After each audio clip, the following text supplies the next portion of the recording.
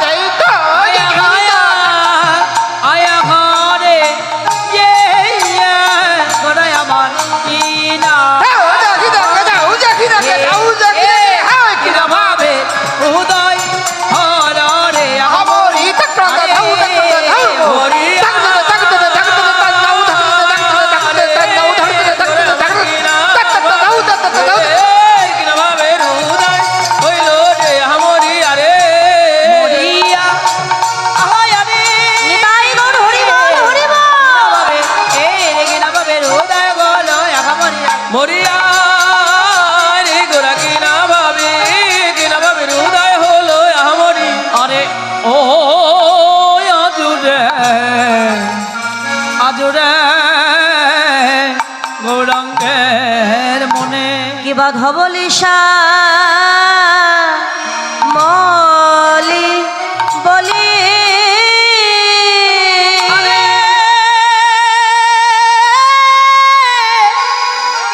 আরে কিবা ভব লিশা বলি বলে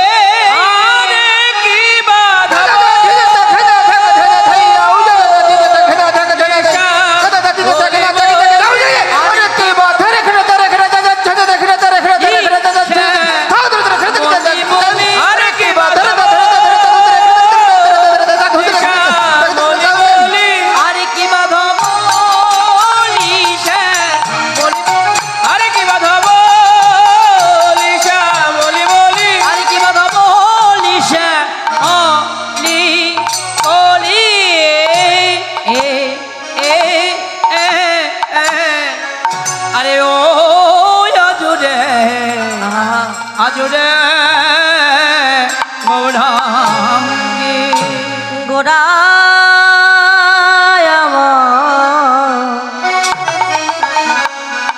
ধব লিশা শ্যামলী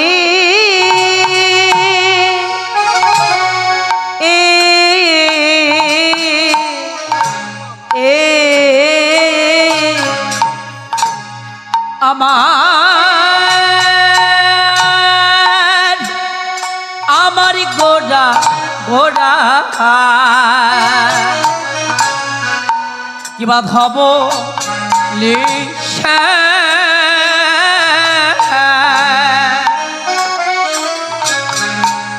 ধবলি শ্যামলী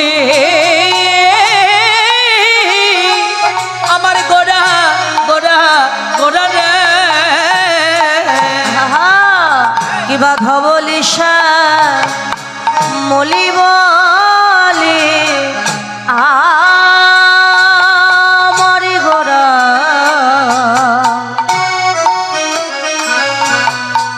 গোরা সঘনে ডাকিল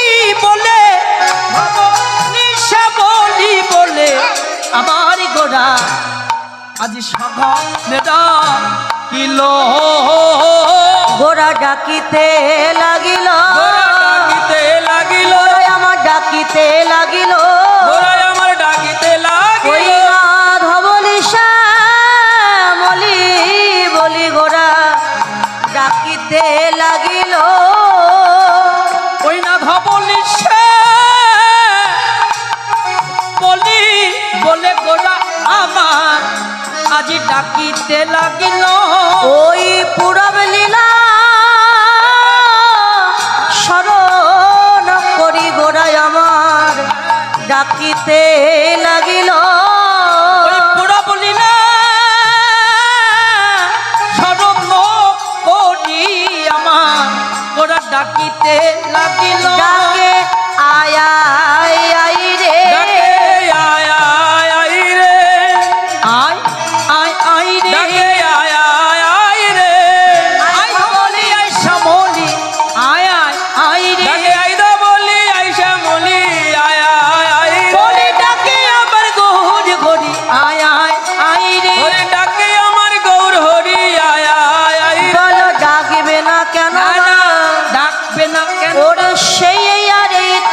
ডাকিবে না কেন সেই আর এই তো সেই ডাকিবে না কেন একবার জয় দাও জয় দাও জয় দাও জয় দাও জয় দাও জয় দাও আর জয় দিলে জয় হবে জয় দাও জয় দাও জয় দিলে জয় হবে জয় দাও জয় দাও তোমার ত্রিতাপ জ্বালা জুড়াইবে জয় দাও জয় দাও ত্রিতাপ জ্বালা জুড়াইবে জয় দাও জয় দাও দিনে দিনে দিনাগত জয় দাও জয় দাও দিনে দিনে দিনাগত তোমার মানব জন্ম ধন্য হবে মানব জন্ম ধন্য হবে চলে গেলে আর হবে মানব জন্ম ধন্য হবে মানব জন্ম ধন্য হবে জয় দিলে জয় হবে মানব জন্ম ধন্য হবে জয় দিলে জয় হবে জয় দাও জয় দাও যিনি কলি যুগ দাতা কলিযুগ কলিযুগ দাতা আমার আমার শ্রীমান গৌর হরি গৌর হরি তিনি আজ এই নদিয়া নবদ্বীপের মাঝে এসে এই কলির অত্যাচারী পাপাচারী এই বেভিচারী জীবের মলিন দশা দর্শন করে গোড়ায় আমার এই নদিয়ার মাঝে উধার আমার গোড়া গোড়ায় আমার উদয় হয়েছে গোড়ায়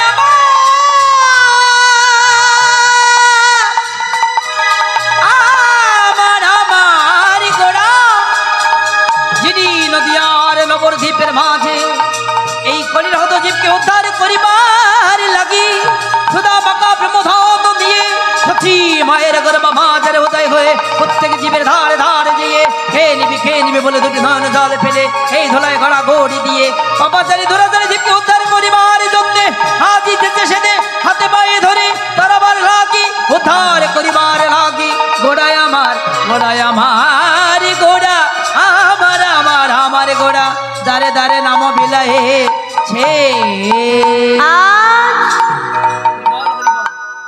যিনি কলিযুগ দাতা শ্রীমান গৌর হরি যিনি নদিয়া ইন্দুয়া কুমোদ বধুয়া, যিনি কিনা রসেরও নাটুয়া গোড়া, যিনি নিত্য নৈমর্ত ভক্ত হৃদয় রমণকারী শ্রীমন গৌরহরি, ভক্তির ভগবান আমার গৌরাঙ্গ সুন্দর, সাধের বৃন্দাবন পরিত্যাগ করে দিয়ে এই কলিযুগের মাঝে গৌর হয়ে আবির্ভূত হয়েছে। 1407 শতাব্দী, 1486 খ্রিস্টাব্দে 891 সনে 23শে ফাল্গুন চতুর্দশী তিথি উত্তীর্ণ হওয়ার সঙ্গে সঙ্গেই উদয়গিরি ভেদ করে এই নবদ্বীপ সদৃশ উদয়গিরিতে ভক্তের ভগবান উদয় হয়েছিলেন।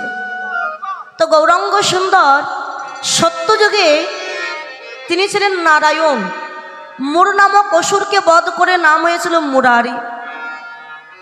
ত্রেতা যুগে রাবণ বধ করে নাম হলো রাবণারি।